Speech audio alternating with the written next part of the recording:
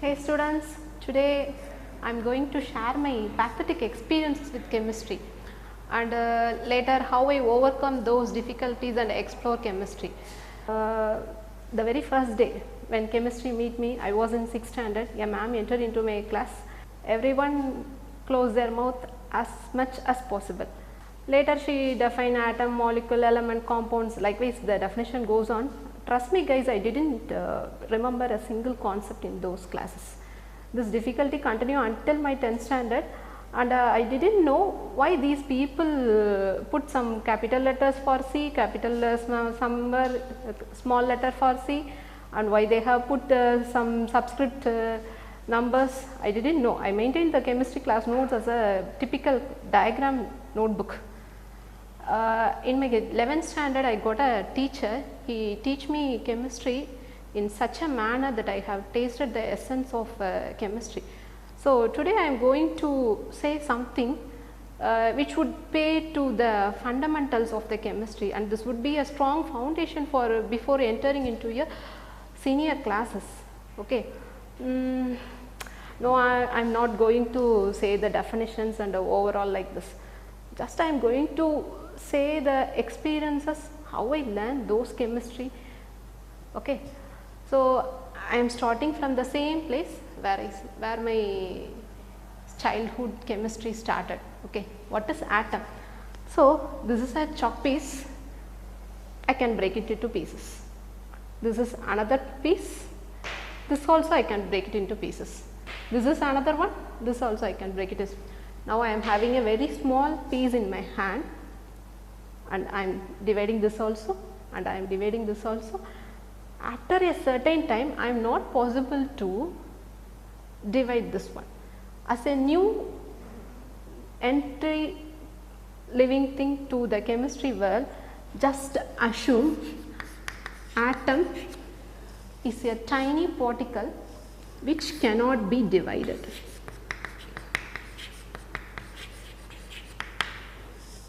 It cannot be divided. Okay. It cannot be divided. Then what is element? Suppose if a man is standing in front of us, we can say one person is standing in front of us.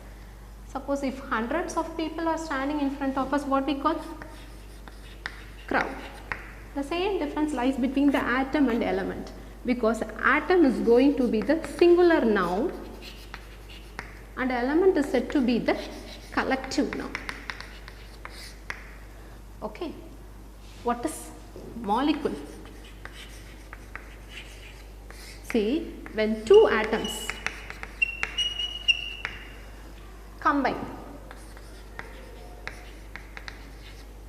to form a molecule. Okay. So there are two types. One is homodiatomic molecule. Another one is heterodiatomic molecule. What is homodiatomic molecule? Example is oxygen. If you ask me a question, why oxygen prefer to be O2 and not sodium prefers to be Na2, I will answer this in the later episodes. In heterodiatomic molecule, HCl is found to be a diatomic molecule. Okay.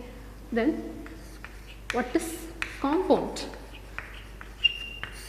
Compound is two atoms or even more than two. More than two atoms combine to form a compound. Okay. So this is the basic thing. How these atoms combine to form a molecule, how these atoms combine together to form a compound, these are meant by some interactions called as bond. What is it? Bond. Remember students, bond always is represented by a small line, meaning that it contains two electrons in it. So each bond is composed of two electrons. How this bond is formed and what are the different types of bond, we will come to later. Okay. So now I am going to answer where these atoms or elements can be found. So there is a thing called this periodic table. I think you may be familiar with this. The periodic table is the one where all the elements, where all the elements are arranged in the basic of their atomic number.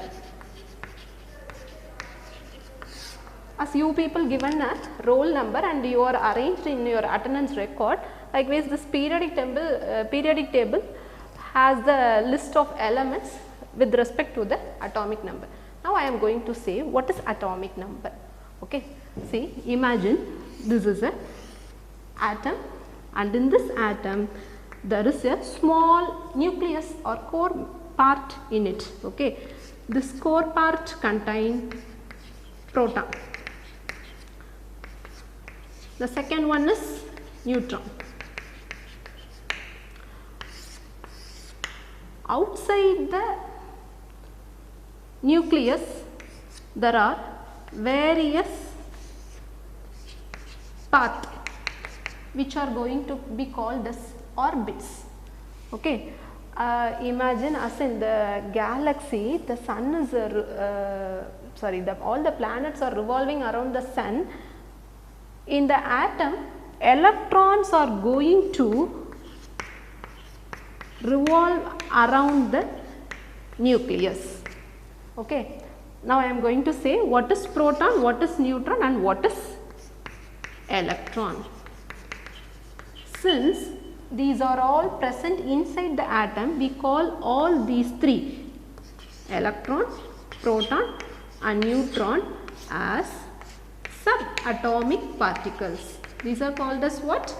Subatomic particles. Okay.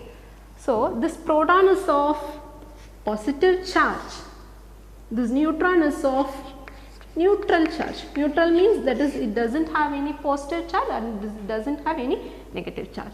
Electrons are having negative charge. Okay. The number of electrons present in an atom, is the atomic number. So the number of electrons present in the atom is called as the atomic number. Okay. So it is indicated by the letter Z.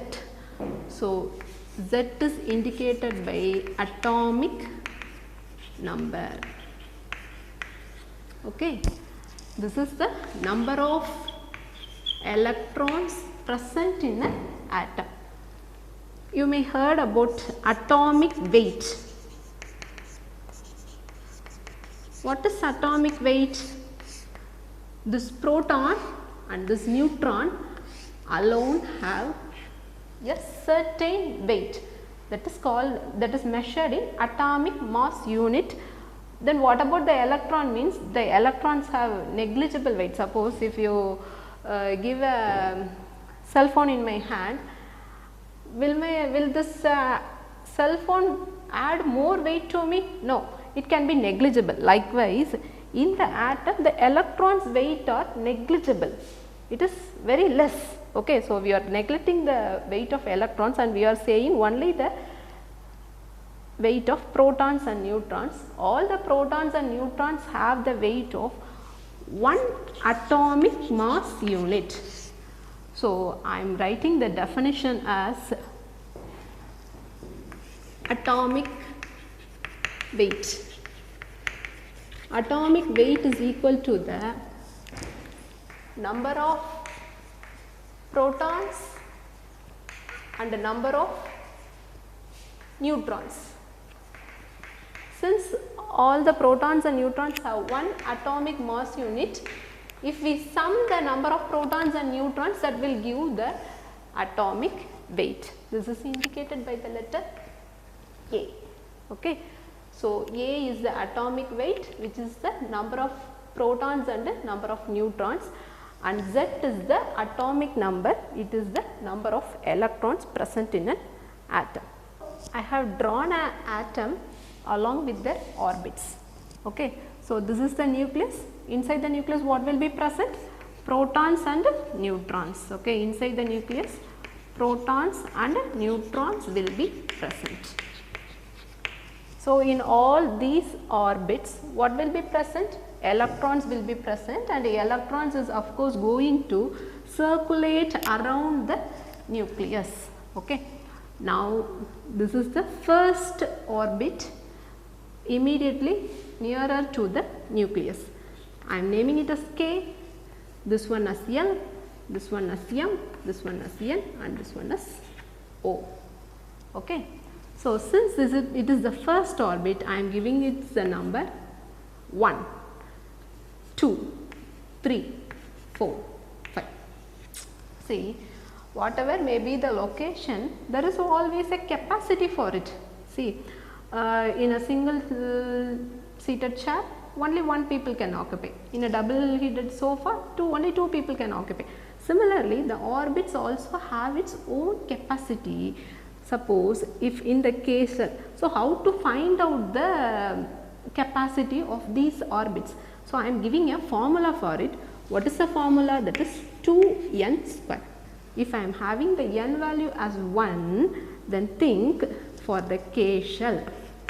Okay, for the K shell n value is 1. So, 2n square. What is it? 2. That is 2 electrons alone can be present in a K shell. In case of L, L value for the L orbit, n value is 2. So, 2 into 2 square equal to 8. For M, what will be? 3 3s are 9, 9 2s are 18. Okay. For N,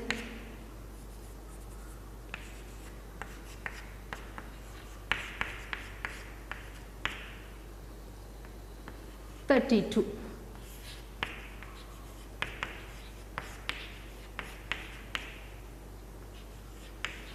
So, these are the capacities of the particular orbits, that is this much of electrons the orbital can hold. Now, think the orbit as a train. Okay. How the train is divided into? In the train there will be some coaches, S coach, N coach.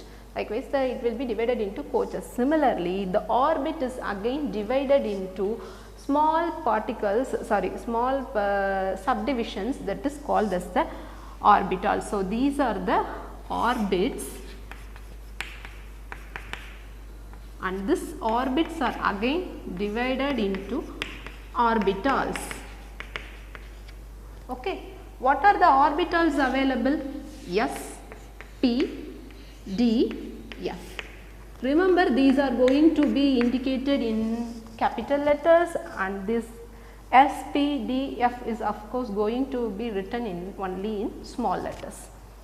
Okay. This for finding the capacity of electrons in the orbitals, there is also formula. Now, I do not want to complicate so much, but I am simply saying the number of electrons you can easily memorize or keep in your mind.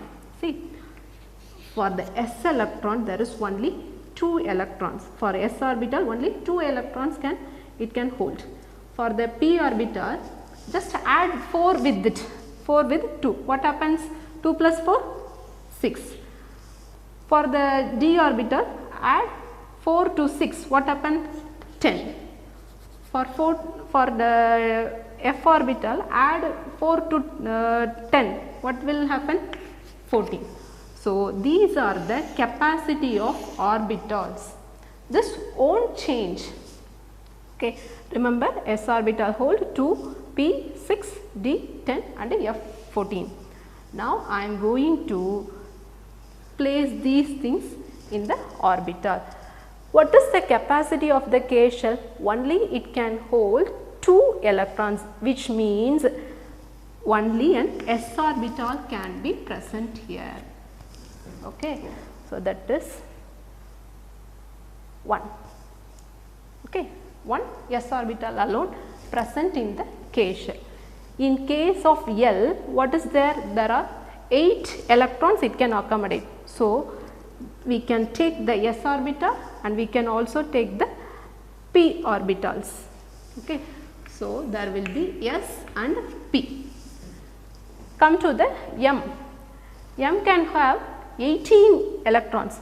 So, we can take one s orbital, one p orbital, one d orbital, and adding these things, what happened? 10 plus 6, 16, 16 plus 2, 18. So, there will be s, p, d. In case of n orbital, what is there? 32. So, all the orbitals are going to come in the n orbital. Yes, p, d, f. Okay. Remember, this s shell belongs to the first orbit. So, I am saying it as 1s.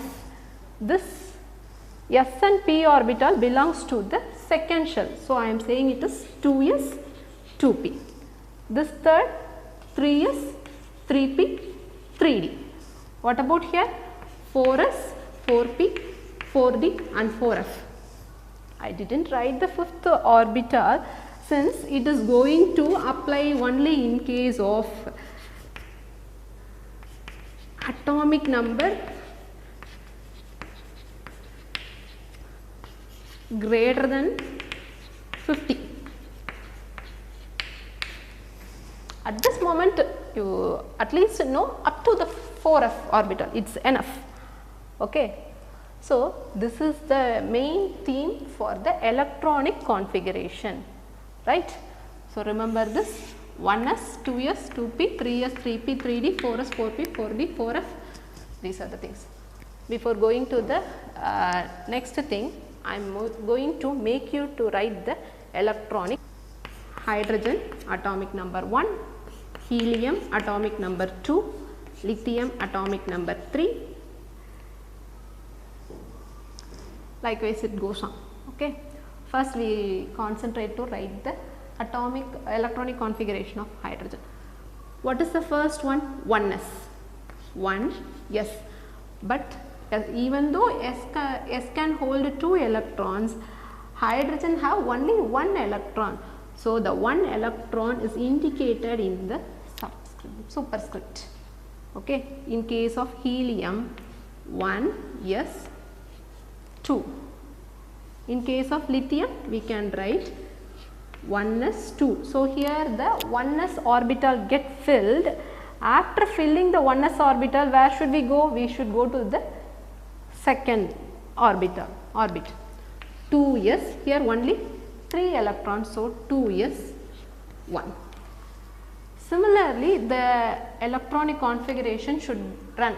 Okay, there is also another rule, Afbar rule, which you may study in detail in the 11th standard also. Okay. Now, to the thing, you remember how these electronic configuration are derived. Now, I am going to take the oxygen atom. Okay. Here the oxygen atom, the atomic number is 8. Now, we are going to write the electronic configuration of 8. 1s 2. 2s 2. After 2s 2, what I should write? I should write 2p. Now count, even though the p orbital contains 6 electrons, we should calculate with the number of electrons present actually in the atom.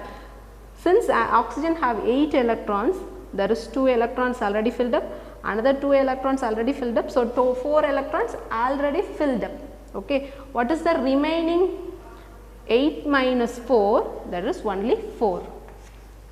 Now, we can conclude that this p orbital is incomplete in case of oxygen. Okay. Now, I am going to say how the bond and everything is made up of. Okay. See, even though there is a electronic configuration and everything, the basic of chemistry lies in the formation and the breaking of bonds. Why this happens means, all these atoms want to become stable. For becoming or attaining stability, what should we do means, these atoms tend to gain 8 electrons. These atoms tend to gain 8 electrons in their outermost shell, in the outermost shell. This outermost shell is also known as valence shell. Remember, it is also known as valence shell. Okay. Suppose if the atom have atomic number less than 8 means, then it will go to attain 2 electrons in the valence shell. Okay.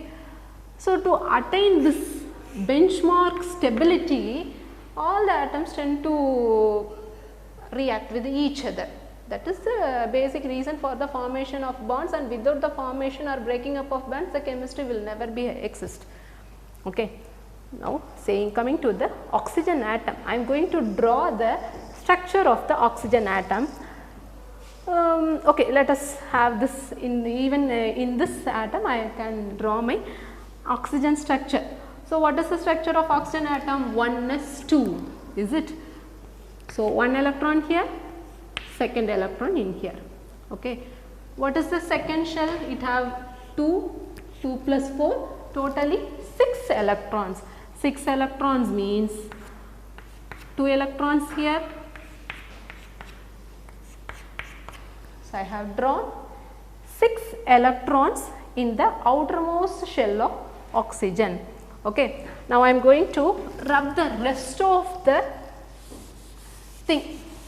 Just for your clarification, I am rubbing the rest of the thing. As shown, this is the oxygen atom. Okay. Here in the K shell there is 2 electrons, in the L shell there is 6 electron. But according to our rule, that is, this rule is called as the octet rule, 8 electron in the outermost shell.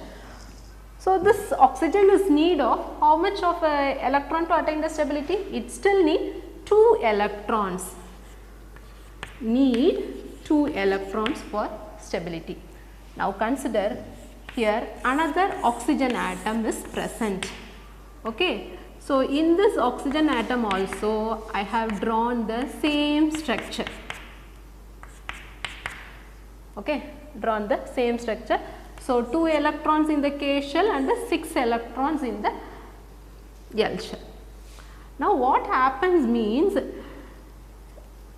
just by adding the outermost electron, what is the outermost electron here? There is 6 electron in this oxygen atom, there is also a 6 electrons. So, 6 plus 6, 12. So, they plan to share their electrons among themselves. Okay. For your clarity, I am drawing these 2 electrons here. How the sharing happens means, these 2 electrons, 2 pairs of 2 electrons, okay, 2 plus 2, 4 electrons. Here also there are 2 plus 2, 4 pair of electrons. Apart from this, these 2 electrons are going to share with each other. Count the number of electrons for this oxygen atom: 1, 2, 3, 4, 5. Count this also: 6, 7, 8. Okay. Count for this oxygen atom: 1, 2, 3, 4, 5, 6, and another 2 electron from this neighboring atom: 7, 8. Okay. So that the octet structure is achieved. As I say in the earlier of the class, a bond is made up of 2 electrons. Here there is 2 electron and here another 2 electron. So oxygen is indicated by O double bond O. So can you understand now why oxygen is always indicated as O2? Just for their stability, this oxygen is going to exist as a molecule, O double bond O. Okay. So this concept is the sharing of electron. Sharing is carrying, is it? Sharing of electron. This sharing of electron is of course going to called as covalent bond. Remember guys, in your whole 11th and 12th standard you will be studying a topic organic chemistry. In that organic chemistry, who is the hero means carbon is the hero. Okay. So all the carbon compounds are numerous in number. So those carbon compounds, all maximum they have a covalent bond nature. Okay. So, I am now classifying the chemistry as organic and inorganic. Maximum organic things are of carbon, and the maximum carbon is showing the covalent bond as we seen in the oxygen atom. Okay. So, then what about the inorganic chemistry? Other than the carbon atom, there are various elements in the periodic table, you can find it, all those constitute to form the inorganic chemistry. Their properties, chemical properties, physical properties, everything constitute to form the inorganic chemistry. Okay. I have introduced the bond number 1, covalent bond. Now, I am going to say about the main bond, and of course, going to be the strong bond, that is ionic bond. Now, I am going to write the structure of sodium. This is a typical example. What is the atomic number of sodium? That is 11. So, I am going to write the configuration by using the table there.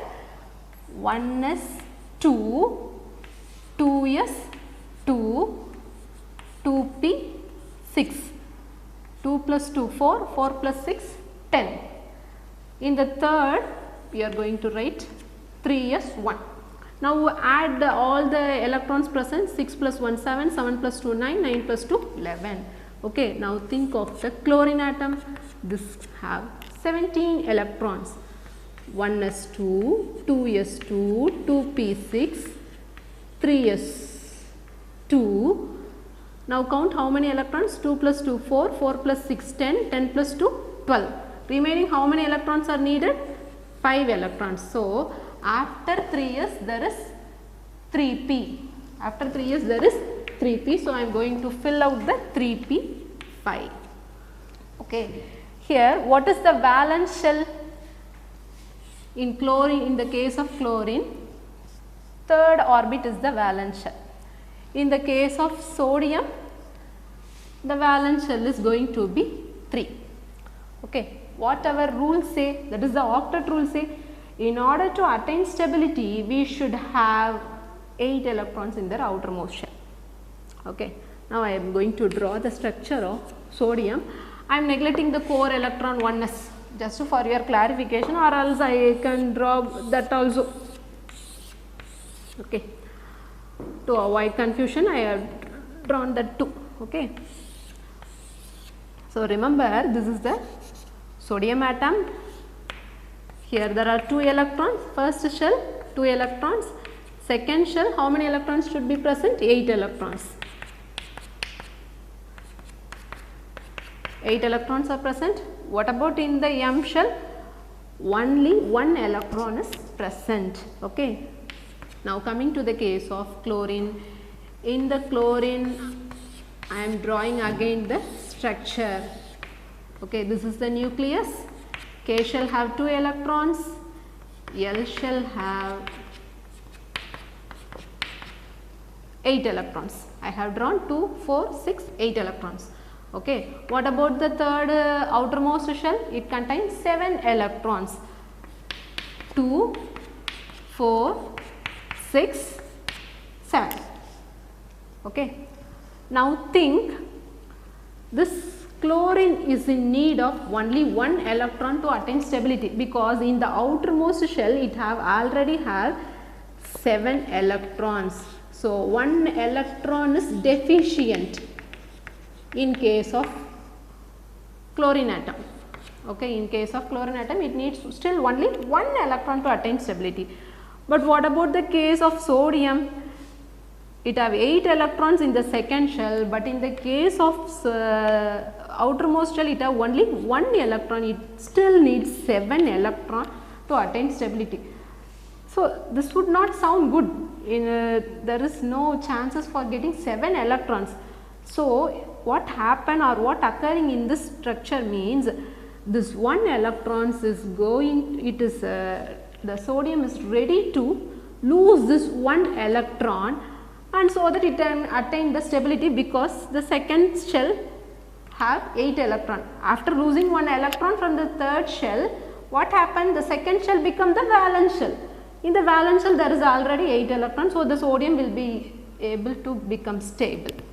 In case of chlorine, this chlorine get this electron, okay, and after getting this electron, just for your clarification I am indicating this as the dot. This going to attach with the chlorine atom. Now count 2, 4, 6, 7, 8.